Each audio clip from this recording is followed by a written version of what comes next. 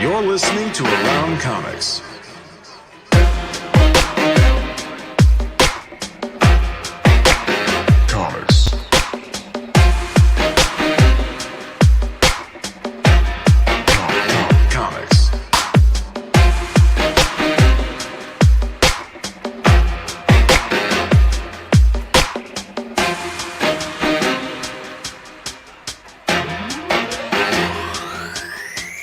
Comics. Yeah, you are listening to Around Comics, episode 432, Twerking with the Rings of Power. The power of your Tower. cover art The this power- week. Moi.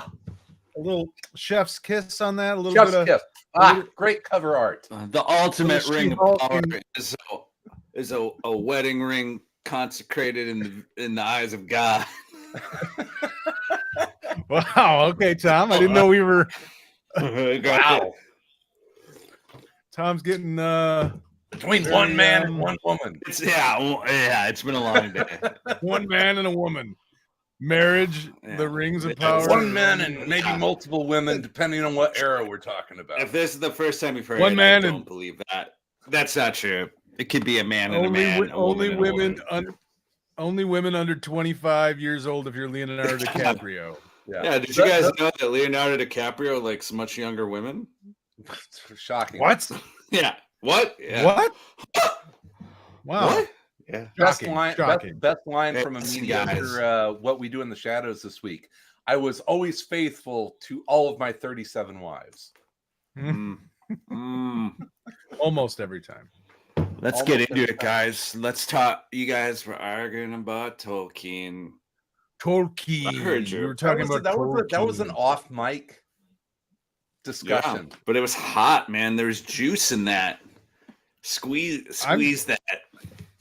I Well, think what we were talking. We were talking about obviously the Rings of Powers came out today. It's First two out now. episodes. All right, settle down, Tom. Relax, relax. I'm Put not down gonna, your. I'm not gonna fucking watch it. I'm not. Chill out. We know Yes. you're excited. We know you're excited. I'm pumped. Um, You know I love I know the similarian is like Tolkien. Yeah, the Bible. I sent you that text where someone's like, "Hey, it reminds me exactly of the similarity," and I was like, "Oh, that's a no for me, dog." That's like, oh I think no, I read it's not good. That's not good. 4 pages of that, maybe. I think before I put it was away. like, ooh. It's like one Yeah. of those times where you see like a 5-star review that you're like, ooh, I don't. That's like not all 5-star reviews are built the same. Sometimes it's like when you got to find like a reviewer who like agrees with you, or like a reviewer who you do not agree with, so that like That's just when that's you just putting yourself in an.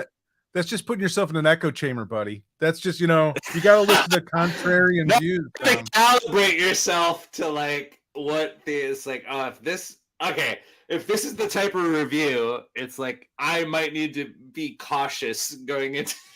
I might want to carve out the whole 2 hours. I might want to like give myself like an exit strategy. I just thought that review was funny because I that was review. like, oh, no. Was. I wish Sal could put it up on screen. It was. That's a no for me, dog. It was hilarious. I could put it up on It screen. reminded me. I Yeah. probably could.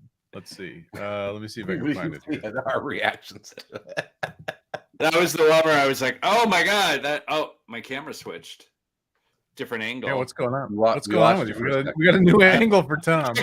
I kicked my USB cord, and Yeah. here we go. Luke and David's. Oh, I don't know who It's like, he okay. is, but Best 2 show in hours Black ago. Decade.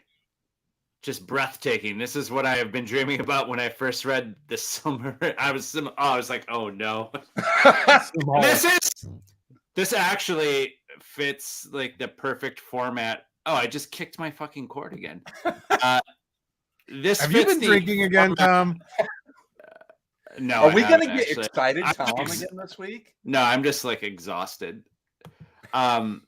This fits the perfect format for writing a headline in that you put the part that's funny as the very last word. So like you read the whole review. Silmarillion. And then you're like, Valerian. oh, okay. Well, anyway, go continue, you guys. This is what I've been dreaming of since I read one of the most impenetrable books ever published.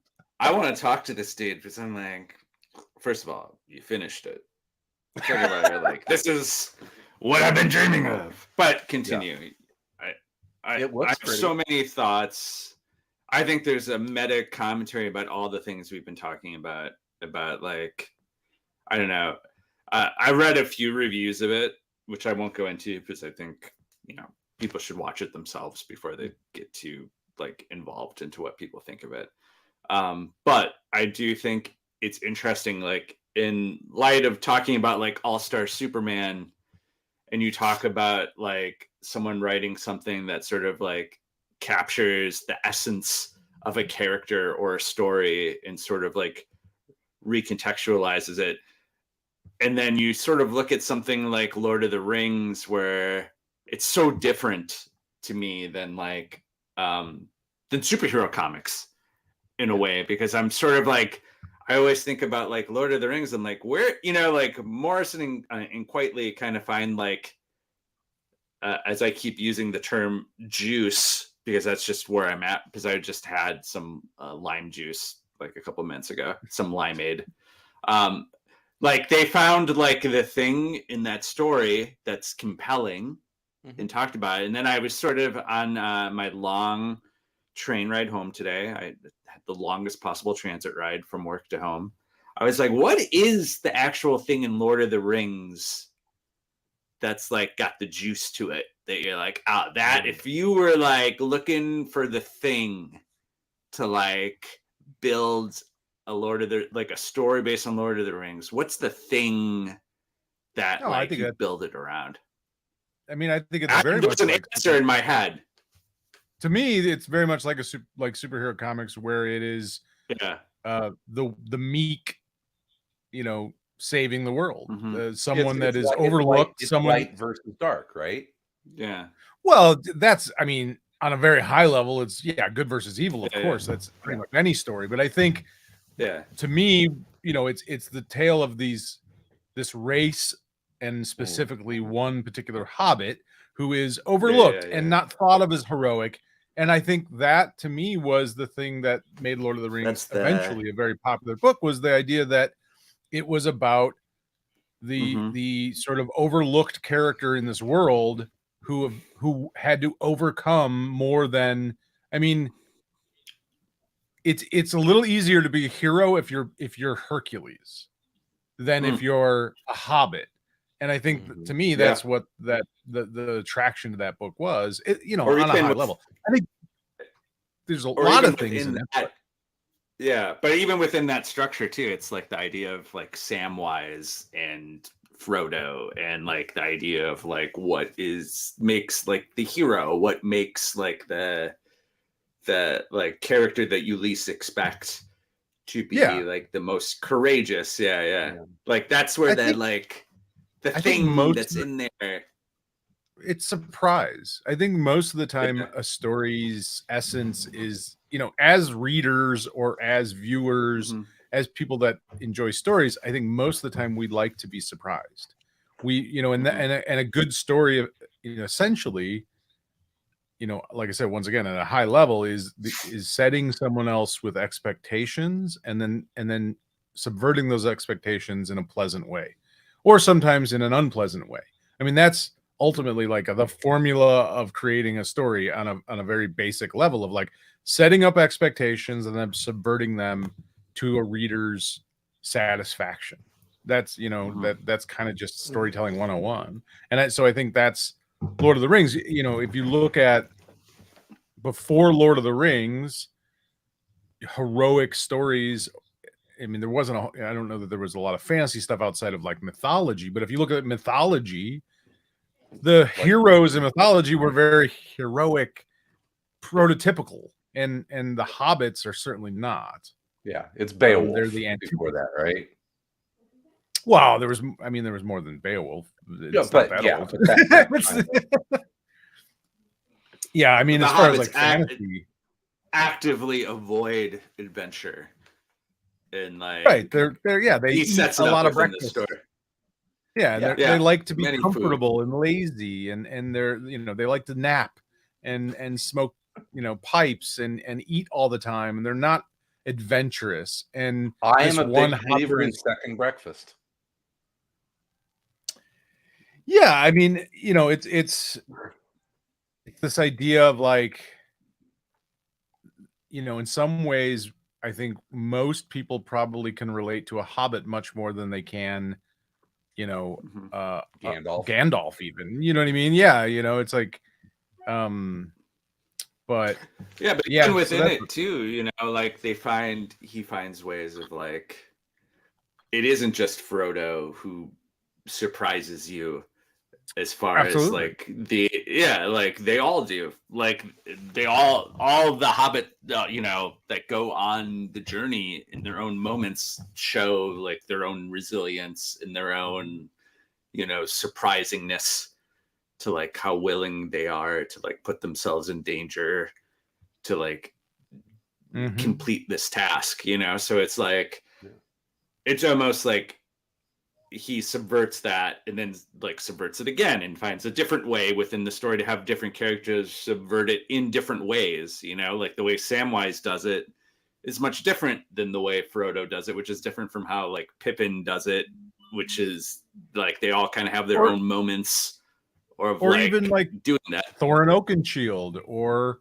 Yeah. Gandalf, or all of those Mhm. characters, they end up surprising us in one way or the other. Gandalf is portrayed, he's this sort of doddering, to some degree, old fool, and you're not really sure, is he really a wizard? Is he crazy? Is he Mhm. senile? And then, then there's the scene, with the in the mines, and Yeah. yeah, I The mean, it's like he Balrog. becomes this, the Balrog, and he becomes this very heroic character that saves the hobbits and transforms into another person essentially. But yeah, I think a lot of it is just setting up certain expectations and then surprising us pleasantly. Like that's kind of, at least in fantasy, that's I think a pretty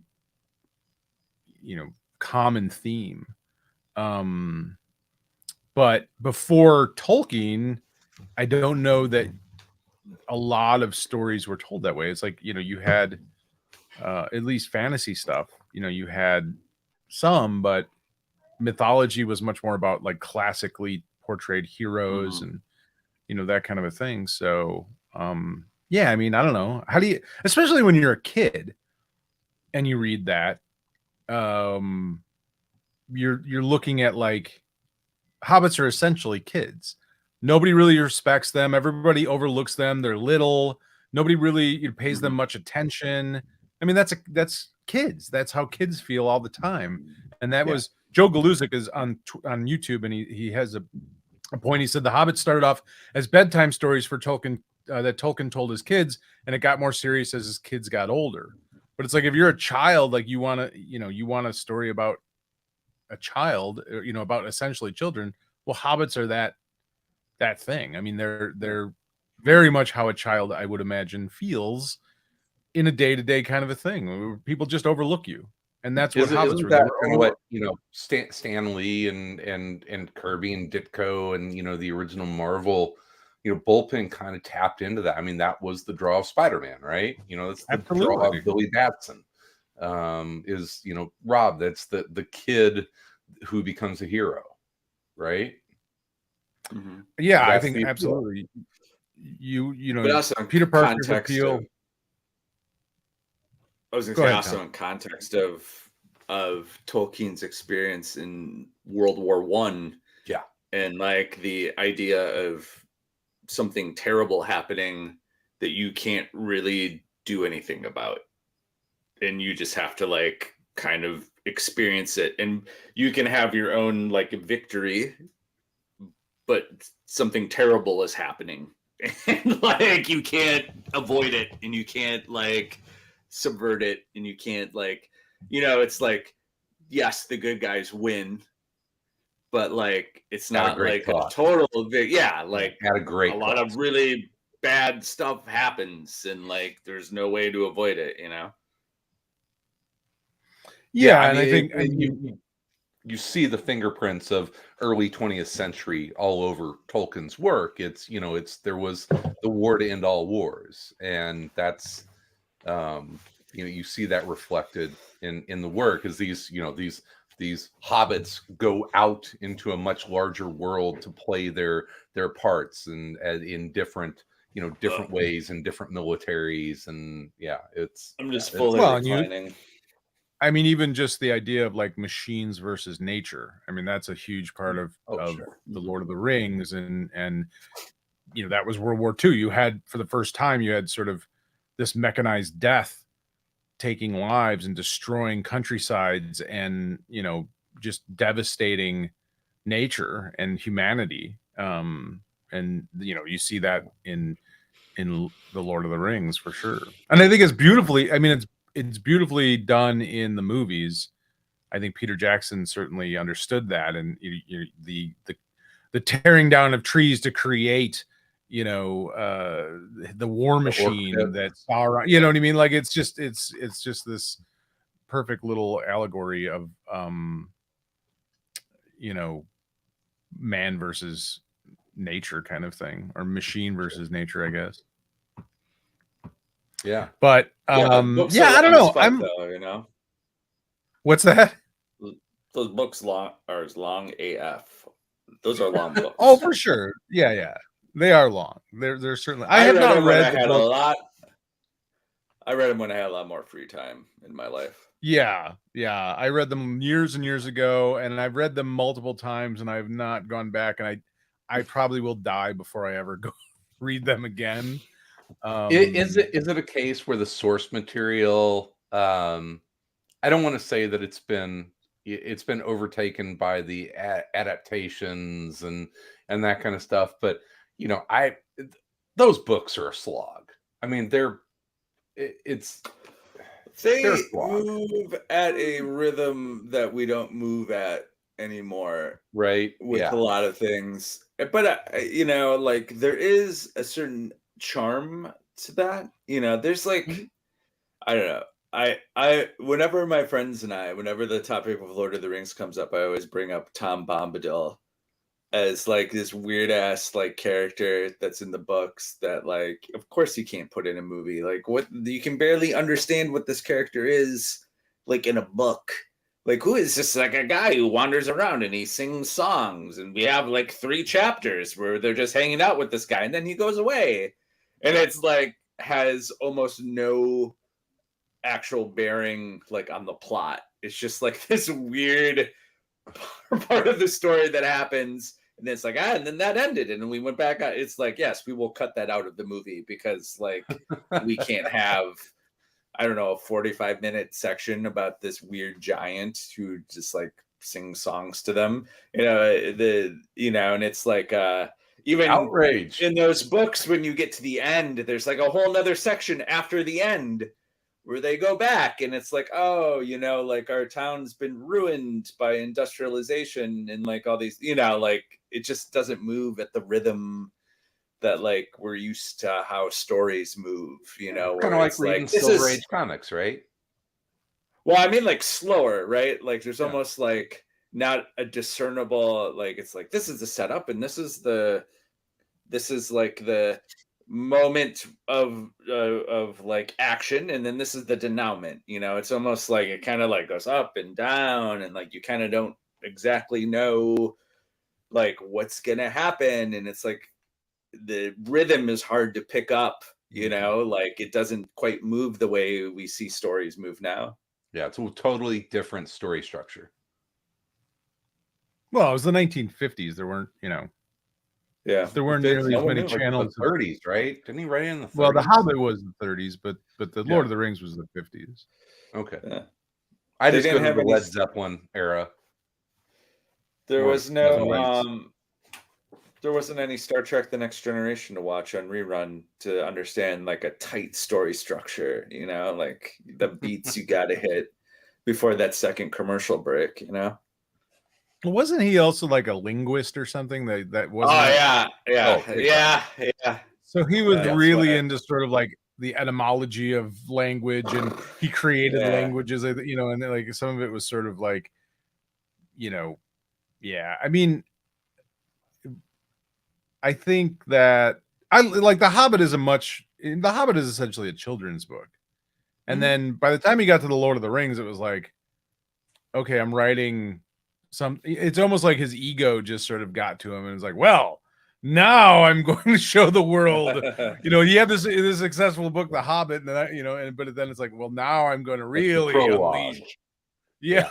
Now we're gonna get epic. We're gonna get epic with this. Yeah, and it is epic. I think that's a draw. That's a draw for a lot of people. Is the majesty of this world? It's grand and grandeur, and to see these mythic cities rise, you know, out of the mountains, and I mean, it's fantastic romanticism, and you know, that's a draw. I certainly love to look at that and, you know, think about these majestic, you know, places that sprung out of his imagination. You know, it's cool. By the end of The Hobbit was published in 1937, Lord of the Rings in 1950s. It was somewhat popular in Britain, but it didn't become popular in the United States until the 60s. By the end of 1968, The Lord of the Rings has sold over 3 million copies in America. Causing the unexpected success caused American publishers to swiftly reissue a large number of older, often obscure fantasy novels, catapulting them to belated successes. So it sort of sparked the whole sword and sorcery fantasy, epic fantasy, and it kind of dovetailed in with hippie culture too, right? Yeah. Oh yeah, counterculture was, you know, and once again, I think, like you said, you know, going to your point about Spider-Man and Stan Lee and the whole, I mean, you know, Marvel Comics in the 60s, it was the counterculture. Like they were looking for something that wasn't the stories of their parents, that wasn't about traditional heroes, possibly.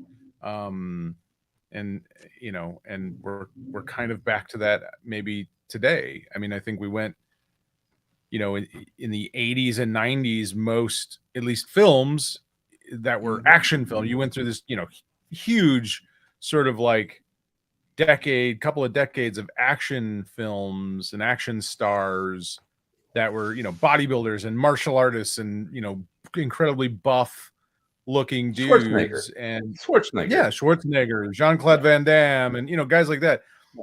Steven Seagal. Well, he was never buff, but but he was tough. Undersea. Tom Cruise, Top Gun, you know, it always comes back to Top Gun. Always come back to Tom Cruise, baby, the immortal Tom Cruise, baby. True But star. yeah, I'm gonna watch it for sure. I mean, I loved the books as a kid. I read them multiple times. I loved the films, Peter Jackson films. I remember loving the animated, the rotoscope animated films back. Oh, the Ralph Bakshi. How do you say Bakshi? I don't know. Yeah, but I would have been able to do the whole thing. Would have been cool. Did you like the Hobbit films? Oh, talk about making 3 films out of a film. Yeah. It was a bit much. But yeah, I'm still waiting for a Dragonlance film. That's George Lucas never made it. I wrote him, told him to make the Dragonlance trilogy into films, and he didn't listen to me. He didn't listen to you. Should have got the rights then, George, but you didn't fucking... We're getting I guess he doesn't like making money. Guess he's just not in the business of making money. We're Bakshi, thank you. Now tell me how to pronounce your name. Yeah, right. Sion. Woohoo. Sion Font Tomas. Font Tomas. That's a great name. Yeah, throw that up on screen. There you go. Sion Font Tomas. There you go.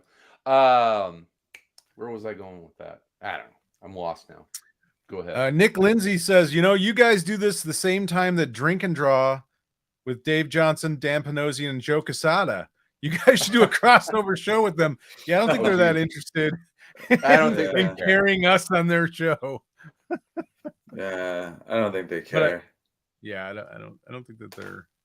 But thank you, Nick, for the thought. You should tell them that they should cross over. There you go. Those guys. Yeah. So excited. Rings of Power. I'm sure we'll talk about it next week after we all digest the first 2 episodes. I get new episodes on Thursday. So I don't know how many episodes they have slated, but I know that Amazon's spending 900. Well, it's $100 million a season that Amazon is spending on the production. That's it? Yeah, right. Isn't it 100 million like an episode, right? I think it's 100 million a season. That's still a lot of. That seems cheap. Dough. That seems kind of cheap. 100 million a season. I don't know. You're gonna have a lot of dialogue. Yeah, I don't know. Did you guys ever see the? I can't remember what it was called, but I remember back in the 80s, a guy I knew had it was like a spoof of The Hobbit. I don't know if it was The Hobbit or Lord of the Rings, but it was like an erotic novel. And I can't remember what it was called. I wish I could remember. It was written in like the 70s or something, maybe the late 70s, early 80s.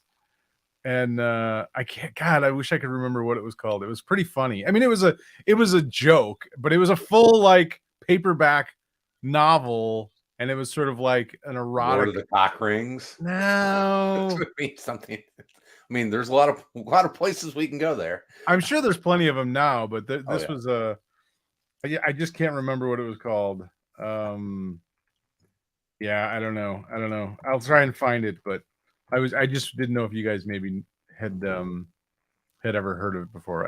I remember seeing it years ago. I looked this up according to the Wall Street Journal. Your cable again, Tom. And according to the Wall Street Journal, this season of Lord of the Rings, Rings of Power has cost the streamer $715 million. That sounds more right. Oh, wow. Wow. Yeah. I mean, that's pocket change for Bezos, though, right? And I just looked this up. There is a lot of Hobbit parody porn on the internet. Oh, I'm sure there is. There is a lot, like surprising amount of the Nobbit. You're surprised? A little, yeah. Here, I'm just gonna read you a few. The Throbbit. I mean, there's gotta be like a lot of like dwarf, elf, like the Desolation of Cock. Let's see. It's not even that great of a name. No.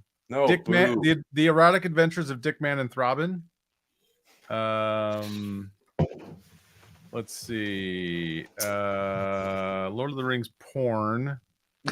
I mean, Fellowship of the Cock Ring. Whore of the Rings. Lord of the G Strings. These names are terrible. Come on. Not good. What do you want? Not good. Oh wow, this is okay. There's some interesting fan art involved. I see. I'm in the backstage, and I see what you're scrolling through, and we're not showing any of that. I see it. Oh no, it's reflected in Chris's glasses.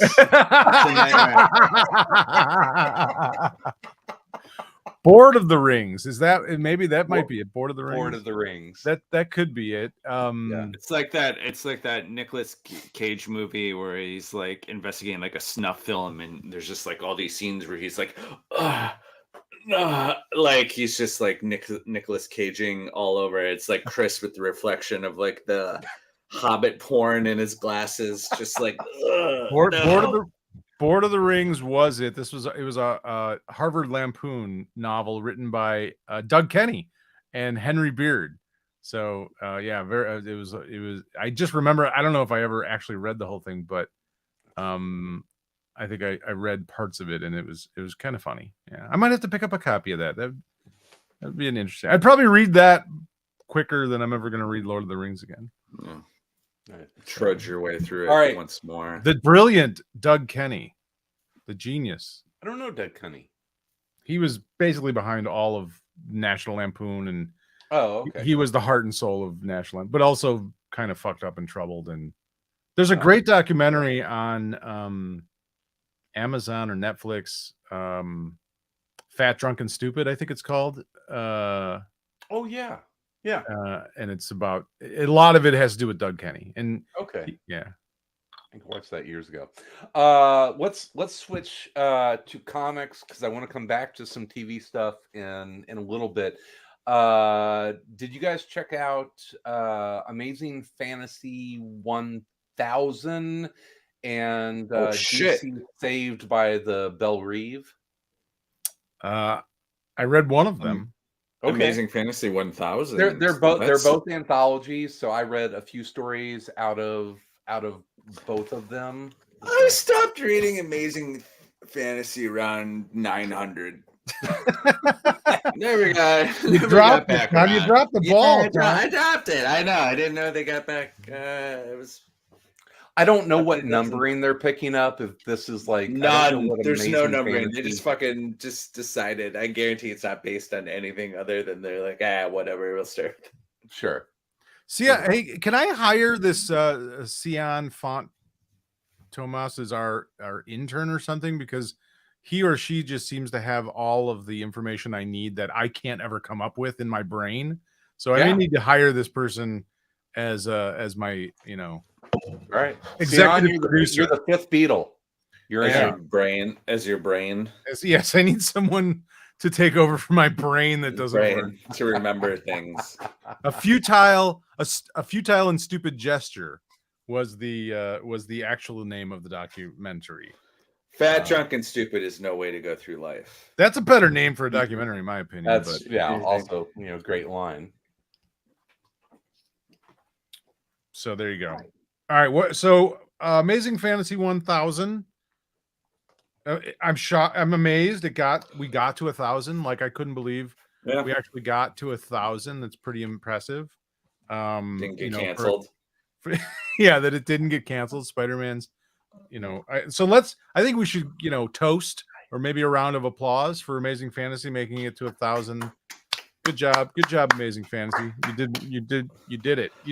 Let's Woo! see what 1001 is like. Yeah, there were some good Let's see. stories in it though. The first one I thought was excellent, which was I'm gonna pull it up here because The can't first remember Amazing any. Fantasy?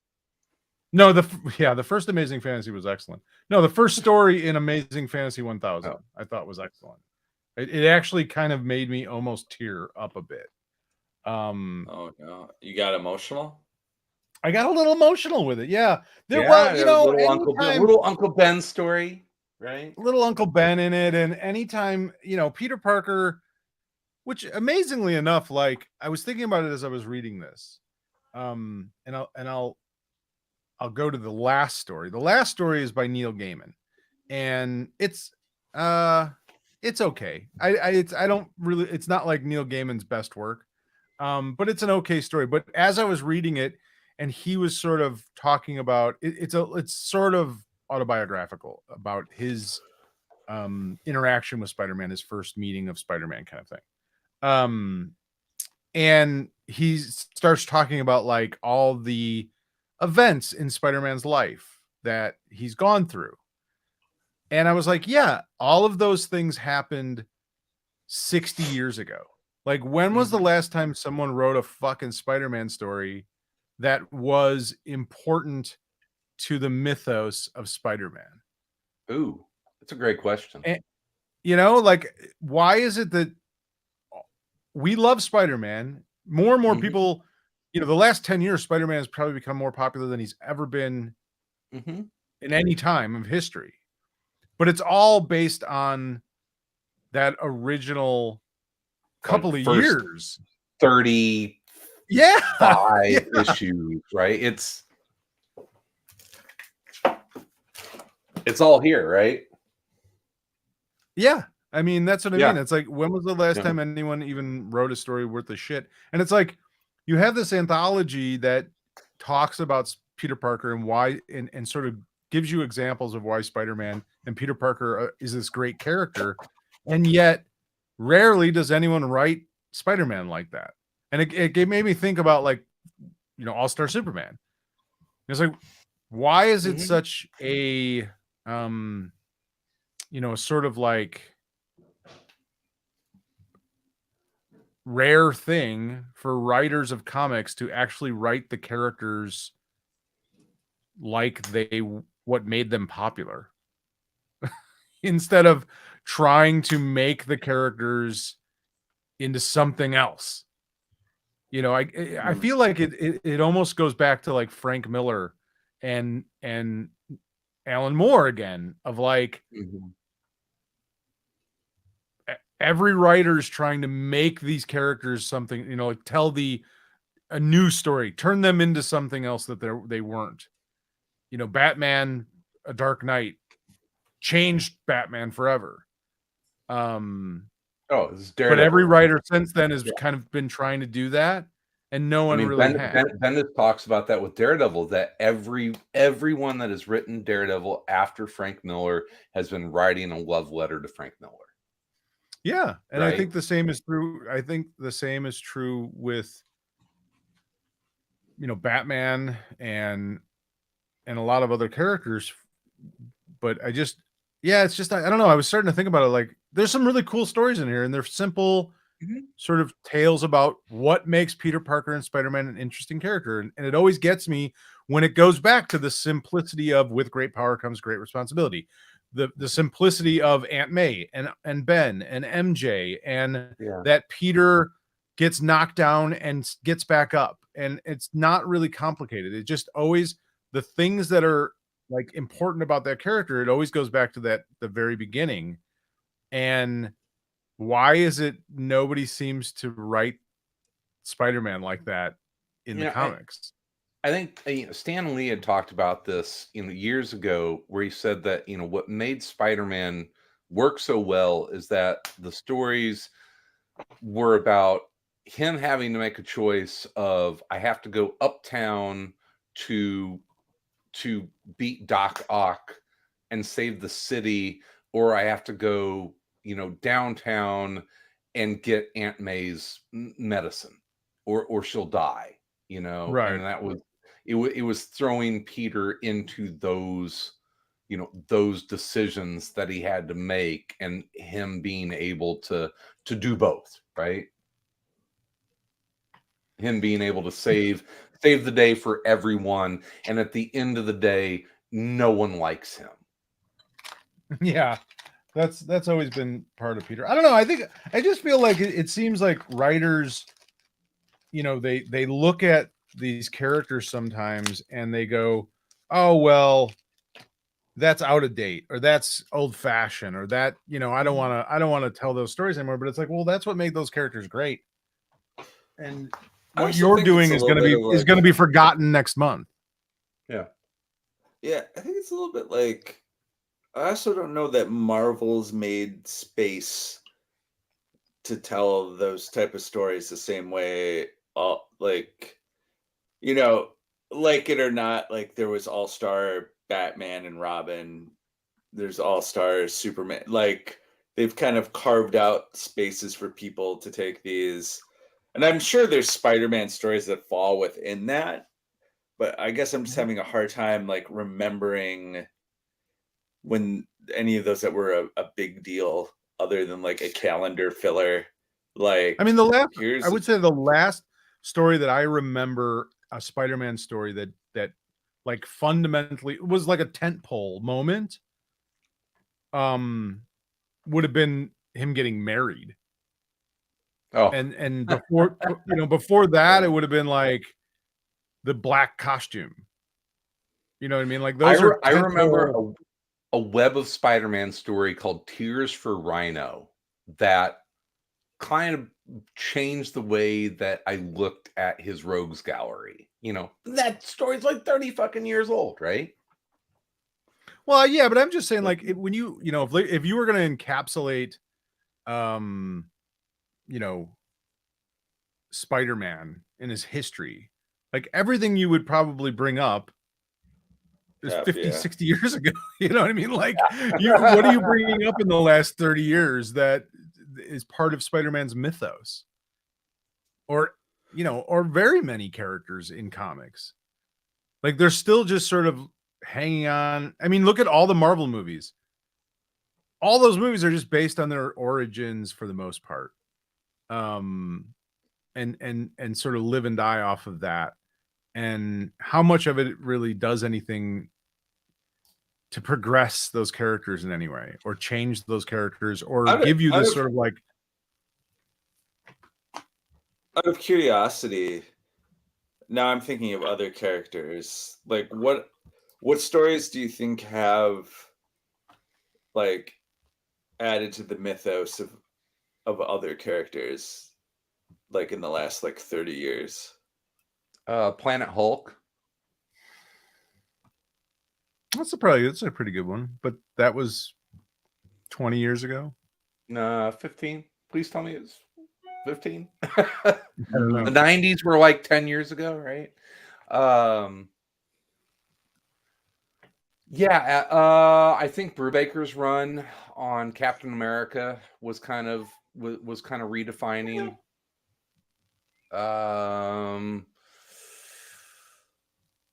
I think Hickman is trying to do that with the X-Men, but that's kind of walking through molasses. We'll go back to Morrison's new X-Men, I guess.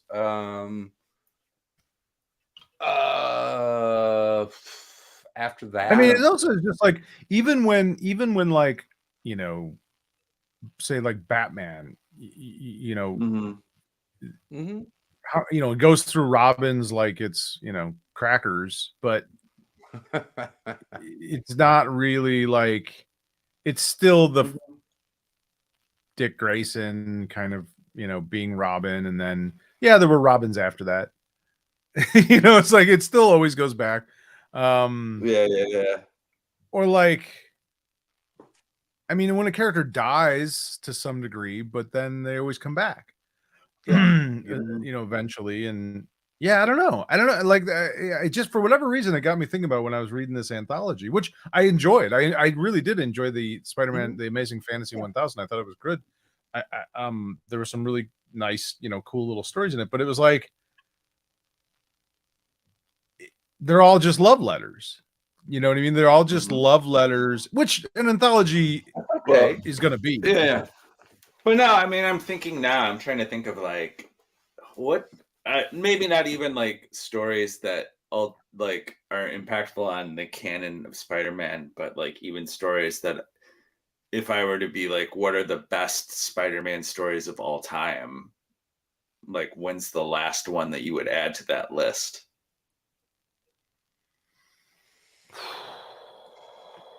Whoa, man. Yeah. I don't know. That's a really good question. Not to say that, like, Dan Slott had a really nice run on Spider-Man, and he told some really I'm not talking about like what something is good, but I'm just talking like, you have these iconic moments in these characters, impactful, like right. Tent pole.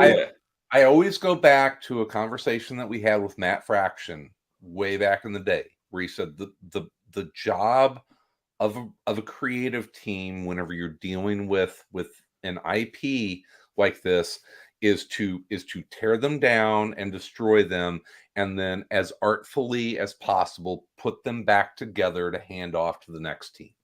And that's what we see all the time. It's you tear a character down and then artfully put them back together to pass off, right?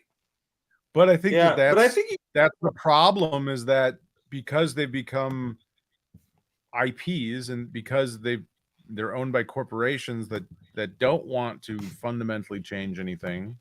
Sure. You don't get any change. You don't get any of these moments any longer. You don't get anything really eventful. As many events as comics go through. Why do we love DC's Black Label? Yeah. Why do we love Black Label, right? But even think about stuff like, I don't know, like you could argue Bendis's Daredevil. Oh, someone in the comments did mention Bendis's Daredevil. Joe.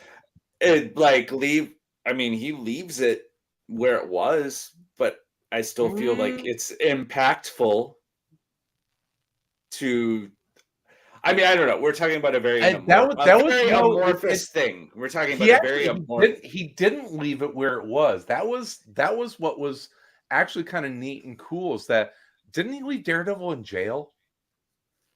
Well, with Yeah, but that was taking it over. That was And planned that was because kind of a handshake that he did with Brubaker. It's like, okay, I'm going to leave him in this kind of screwed up space, but you know, you have the keys to get out of this locked room, right? and let me remind you, that was when the most powerful Marvel Universe character was introduced. C.O. Salazar. C.O. Salazar. Yeah, the real power in the Marvel Universe. Thank you. Yeah. But I mean, like, you can argue, like, whether.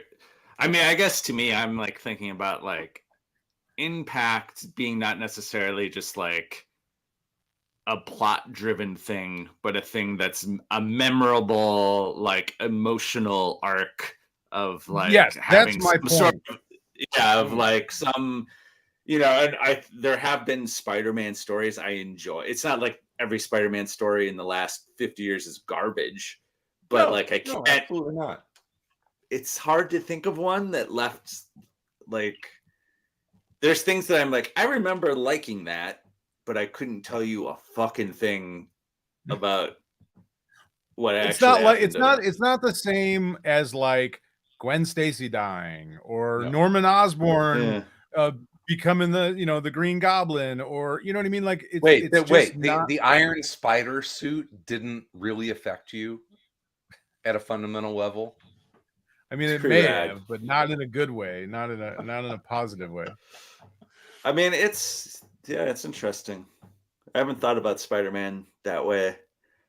I was like, what, because it is like, you think about some of these other characters, Daredevil's had, Bendis, and Captain America had Brubaker, and, those are stories that had, whether they affect like long-term things, they had some impact like on the emotional arc of the character.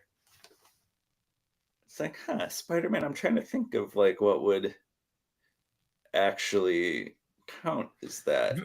Venom. Nick Lindsay brings up in the comments, what about Venom being Eddie, then being Flash, then going back to Eddie? I think Venom as a character, was probably one of the last, like, seismic sort of shifts in Spider-Man's history. I mean, I'll be honest, I haven't read Spider-Man in probably, on a regular basis in probably 10 years. So I have no idea what's even, I don't even know where Peter Parker is in his life at this point. Is it not even Peter Parker though? Is it Is it Miles Morales? Morales now is Spider-Man, right? Or is that probably the most impactful Spider-Man story? The Spider-Man PS4 game. Was it impactful? Is great. It's a great video game. Or I'm just thinking about Chris. Ultimate Spider-Man maybe is the it was good.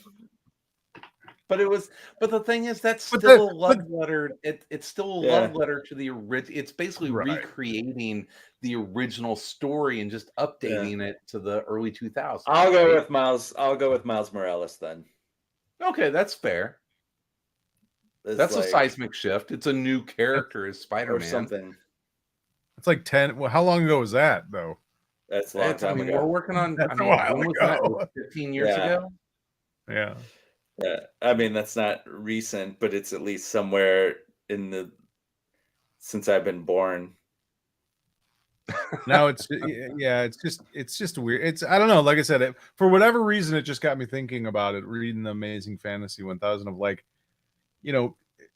when was the last time someone wrote something that like fundamentally shifted the way we think about Spider-Man or a lot of these characters, like Joe just brought up a good one. I think Lemire's Moon Knight, certainly a lot of the inspiration for the TV show kind of redefined that character. Get Moon Knight out of this conversation. He's a rip-off character anyway. It's like whatever. All right, let's we got about 10 minutes left here. Let's talk about everyone's favorite twerking green giant lawyer. She-Hulk. Well, I do want to. Mm-hmm. But before we move on to that, real quickly, I just want to thank. I've been trying to put out every week just a poll on Twitter about like what we should talk about on the show. We didn't obey it. Sorry. So the 4 choices this week were Warner Brothers Snyder Cut sorrows, them feeling bad about releasing the Snyder Cut of Justice League. It got 0 votes. Nobody wanted to talk about All right. Nobody wants to talk about that. Megan the Stallion joining the MCU in She-Hulk. It got a couple of votes, 6.7%. Ryan, I'm sorry, what's the Ryan, the director of The Last Jedi? Ryan that guy. Ryan, Johnson. what's his last name?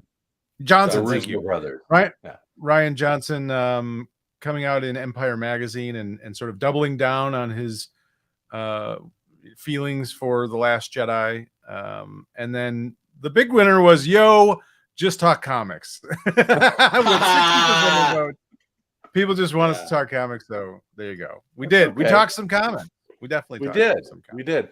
I did. But thanks, everybody. I did enjoy some of the DC Saved by the Bell Reeve. I thought was.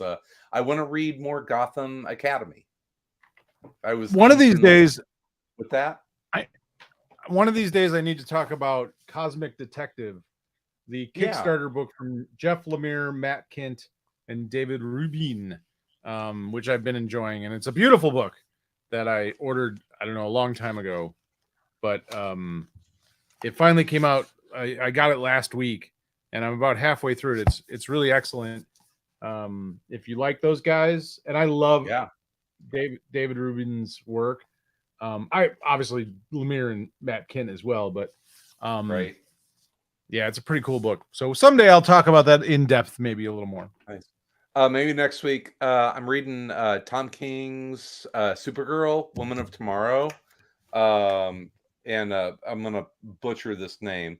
Bilquis Everly and Matthias Lopez. Lopes. I think it's Lopes.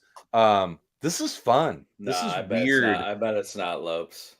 It's Lope. Whatever. It's Lopes. Fun. Whatever. I'm enjoying the shit out of this. This is a fun Tom King book. Fun. So, yeah. Is that your top of the stack? Is that your top of the stack this week, Chris? That is my top of the stack. Is Supergirl, Woman of Tomorrow. What happened to fun comics, guys? Top of the stack. Yeah. Yeah. Can I give another shout out to a comic? Yeah. Shout out. Do it. It came out this week as an Image comic, written by Jerry Dugan, with art by Scott Jerry Duggan, with art by Scott Steve Lopes. Cristiano. Sure. Colors by Tamara Bonvillain, letters by Joe Sabino. It's called The Dark Room. It's about it's about a couple of things, but one, it's about a camera that, like, when you take a picture of something, it shows you sort of the evil in the world. But then it's about this woman who is searching for the camera. Yeah. She's kind of like a private detective. She's searching for the camera, but she has a ghost skeleton that wears tracksuits as a partner, and a werewolf. And there's like Cthulhu monsters and werewolves and ghosts and fairies and sold. Yeah, there's so much cool, and the art is beautiful. I really like. I just kind of stumbled on this book, and I really liked it. It's just got all sorts of wacky shit in it, and it's also kind of like a mystery as well. But yeah, it was really good. It was really good and beautiful. If I didn't, You have me at skeleton in tracksuit. Skeleton in a tracksuit. Yeah, love it. Sold. Love the concept. Sold. That's what comics should be. God damn a tracksuit, a gold chain, and a what were those DJ dudes with the big helmets with like the LCD screens on their faces? It's Daft Punk. Yeah, like a Daft Punk helmet when he Nice. goes in public because he can't show his skull face in public, you know. That's what comics Yeah, should it's be. got I'm vampires, fucking werewolves, Cthulhu monster, What's the name of it? suit wearing skeletons. It's called The Dark Room, and Okay, and it it's just Jerry came out this Duggan? week. It was Jerry Duggan. Nice. It was really good. It was really fun. We should try and get Jerry back on the. We talked to him years ago, and such a good guy. We did. Yeah, You should work on that. maybe I will. And Don't we'll we talk have some about- contacts at Image? Don't we have Image Comics Yeah, contacts? Damn it! Well, no one That's talked real. to us. Please. No one will. No one will talk to us anymore. No one Greg wants Porter to talk. says that Supergirl, Woman of Tomorrow, might be his favorite Tom King book. Wow. Here's Thanks, the dark Greg. room. Thanks for the backup. Appreciate it. Oh, that You can looks. see everything. Yeah, That looks all cool. this is- That's an awesome cover. yeah, and the books. All this is in the book. That's awesome. There's the tracksuit wearing skeleton dude. Evidently, he was a New York Times, a New York or Times Square like Performance regular artist? who died and Okay, now works for this private detective woman. that's out from Image. From Image. Yeah, it's an Image book. Oh, I'm all over that. That looks awesome. Yeah, it was really good. Nice. The art is just terrific. So that's like a picture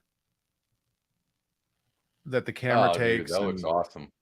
Yeah, it's really good. Yeah, sold. Absolutely.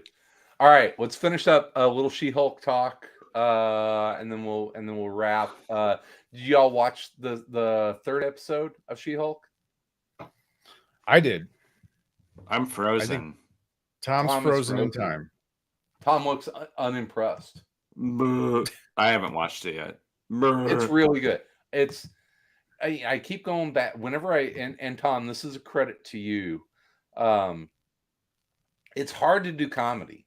Like funny is hard, especially it seems counterintuitive with comic books that comedy is hard, but it is, and it is a legitimately funny show. I mean, I found myself and Tim Roth. I mean, the story is fine. The acting in this is so good. Maslany and Roth are just this last episode. So, how good is Tim Roth in this? He's As the excellent. new I was I didn't know Miss Lonnie that well. Like I watched a little bit of Orphan Black, and Orphan Black is not a funny show. Like at least from what I saw of it. It It's a has pretty funny dark- moments. Yeah, but it's not comedic. No. And so I was actually a little concerned to some degree, or just like I wasn't sure how that would work with her as She-Hulk, because I didn't know if she was a funny actor. But she is fun. I mean, she's, she is pretty good.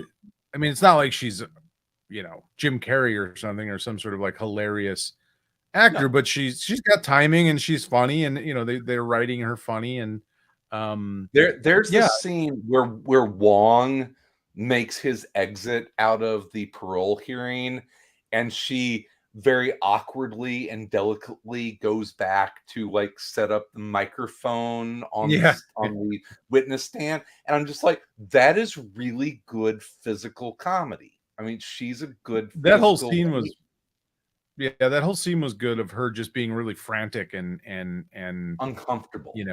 uncomfortable, with the whole process of it. But it was good. I mean, She's so it's a good. fun show. Like it's pretty light. It's not, there's not a lot of seriousness to it. It's a pretty light Fun. show. It's a sitcom. essentially. She's a superhero lawyer.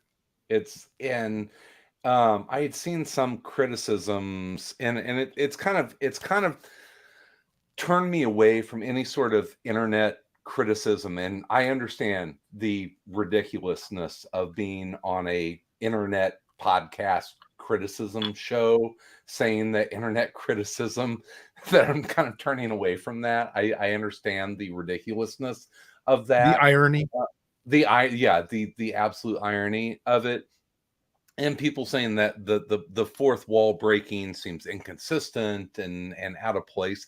I didn't feel that at all. I think the tone of it feels spot on. It feels like a really good comedic comic book come to life in all of the right ways. It's a fun watch, and I love that it's a half hour. It's a fun. It's like a superhero sitcom.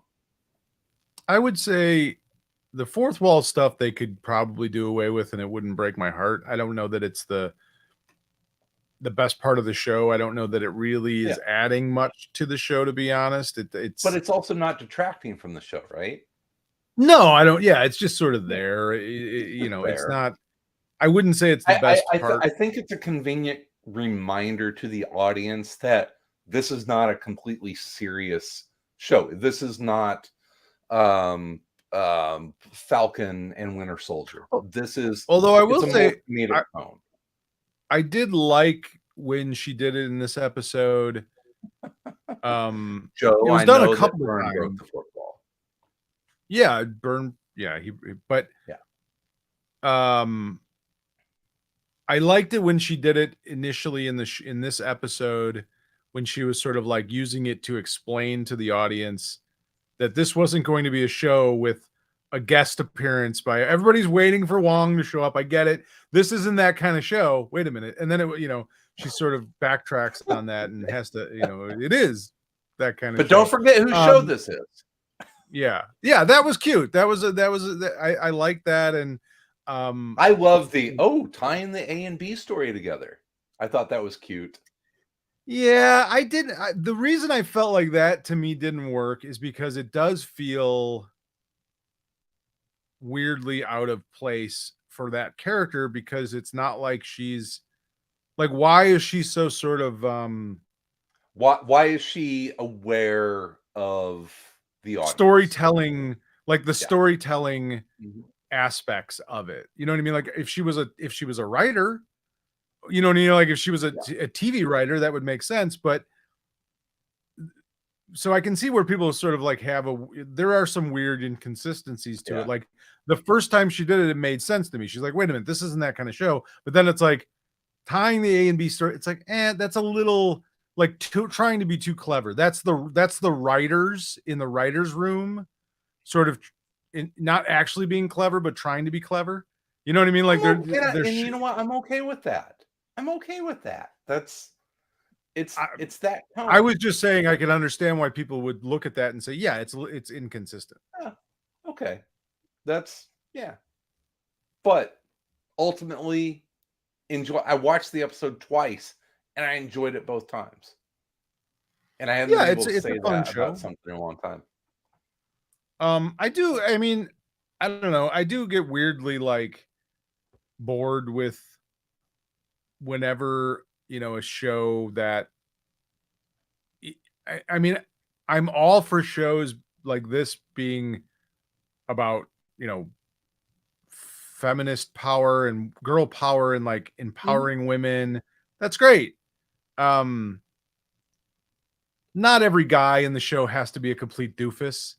You know what I mean? Like not every guy, like it's like I don't think Tim Roth is. I think Tim Roth is. Let's not forget, he's a fucking bad guy, right? Is he? I don't know. He's reformed. We're gonna find out. Yeah, but he's a villain. So you're either a villain or a doofus. There's not really any in between. It's like you're either a bad guy or you're kind of a doofus. No, I think the other lawyer who is doing the Burkowski trial. Oh yeah, well he's a wet dream is what he's like, incredibly handsome, not that smart, really just like mild mannered and very, Mhm. respectful. And yeah. I mean, he's a fantasy character. It's like, okay, he's the one. They're all He's the fantasy he's the only good guy in the show. Bruce. Bruce, he's trying to enforce a way onto Jen, and yeah, I don't know. Like I said, Yeah. it's I just think I think it's well done, and I am absolutely enjoying it for what it is. no reason you shouldn't. Right? Thank you for giving me agency, Sal. I don't really give a shit. Enjoy it. I don't care. I'm trying to actually criticize. No, but are you enjoying it? I think that's, isn't that the barometer? Is it entertaining to you? No, those are two different things.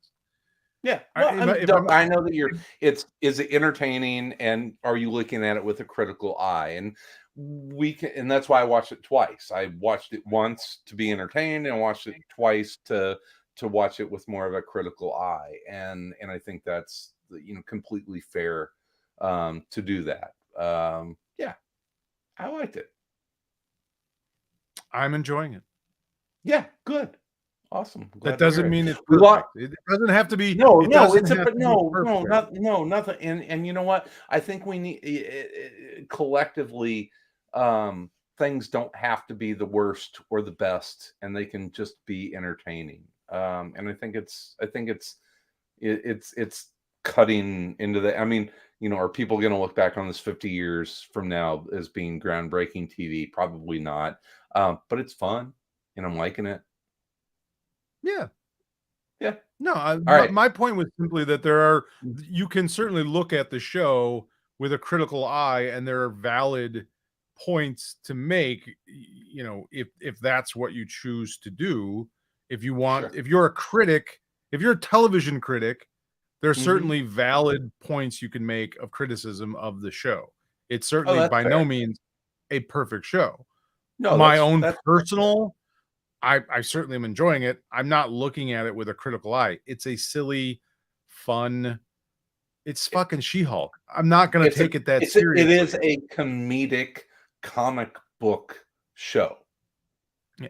I'm not a big Cardi B fan, but having Cardi B in it and them twerking at the end of it is pretty funny. And it's sort of, and it's like I can step back and not take myself so seriously and just be like, oh, that's kind of funny. And when in the world did I ever think I was going to have a TV show with She-Hulk twerking with Cardi B? I think it's just, like I said, you can look at it critically if you want. I think it's a waste of time to do that. It's, not everything needs to be analyzed. It's Megan the Stallion. Is that they're not? Oh, I'm sorry. Yeah, I got them confused. Yeah. Megan the Stallion. The other, the other one. Yeah, very Megan the sorry. Stallion. I don't know. I don't want to have another Megan RZA moment on the show. Yes, sorry. My bad. I got my female twerking rap stars confused. Yes. Megan the Stallion. Well, I know because my love of Dua Lipa. So I couldn't pick them out of a lineup. Even after seeing the show. Oh my God. You put them in front of me. I know more about pop culture than you on this. It's a moment. Yeah, it's a moment for you, Chris. Enjoy it. Embrace it. You know more about female twerking rap stars than me, I guess. Congratulations.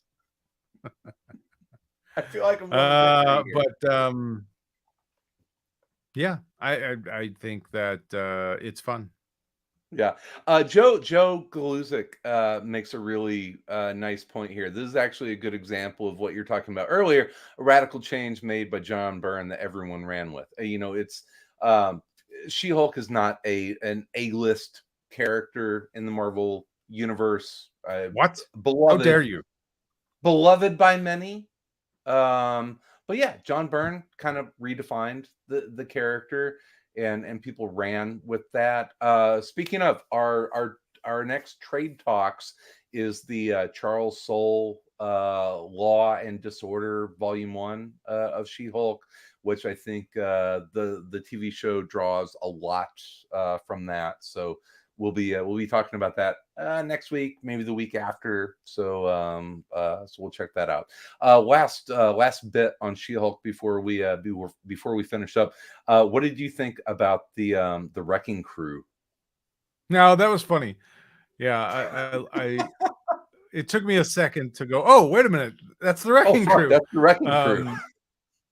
The only thing is, I enjoyed it. But Yeah, right. I will say, I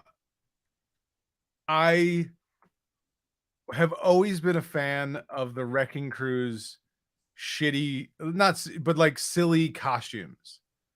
You know what I mean? Like I've always been a fan of their costumes, and because they were like kind of generic, but kind of not. Yeah. And I don't know why. I've always liked the Wrecking Crew. Whenever they showed up in a comic, whether it was Thor, the Hulk, She-Hulk, whatever it was, Yeah. always been a fan of the Wrecking Crew. They were kind of bumbling idiots, and they were always going to lose. But I was always a huge fan of them for whatever reason. That's like pure Bronze Age greatness to me. The Wrecking Crew. Right? Yeah, Well, it was super. Titania ends up with the Wrecking Crew, or who does she?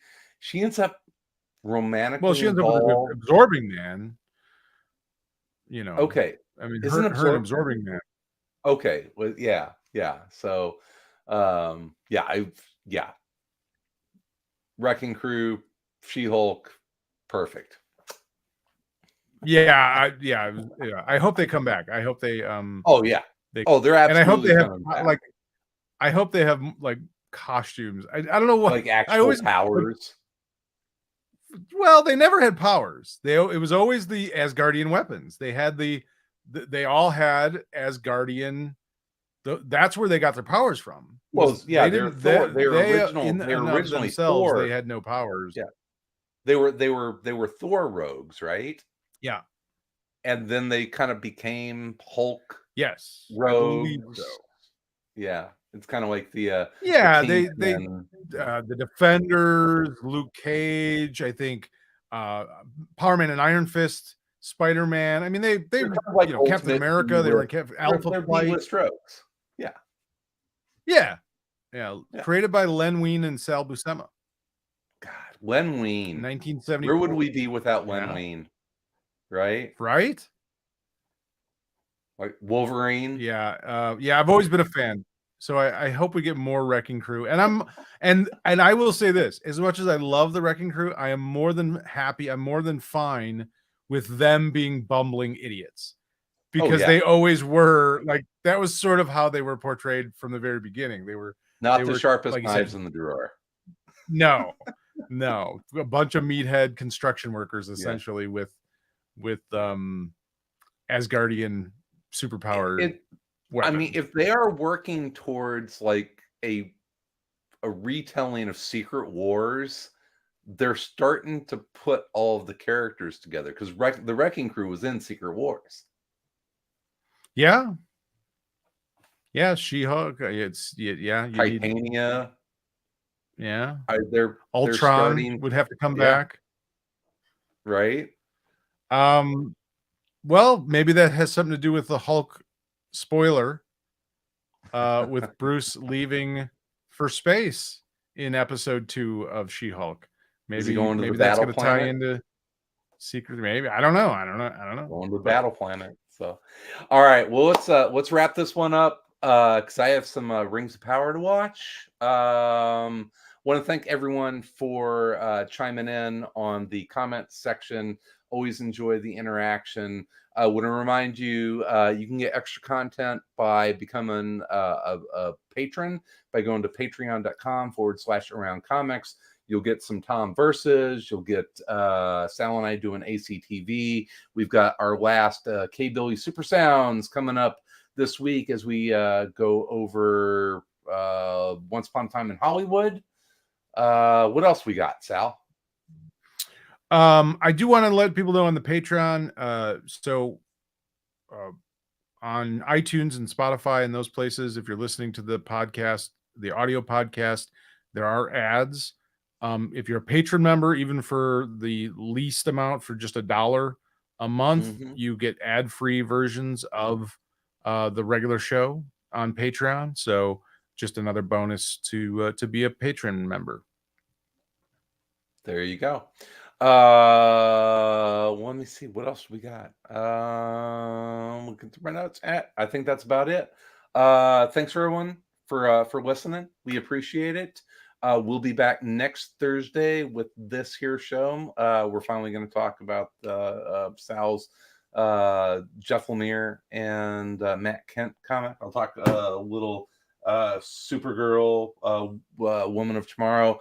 Don't forget our trade talk, She-Hulk, Law and Disorder, Volume 1 by Charles Soule.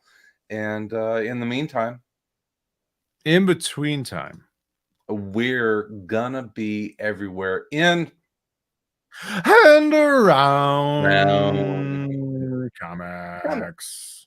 in rings.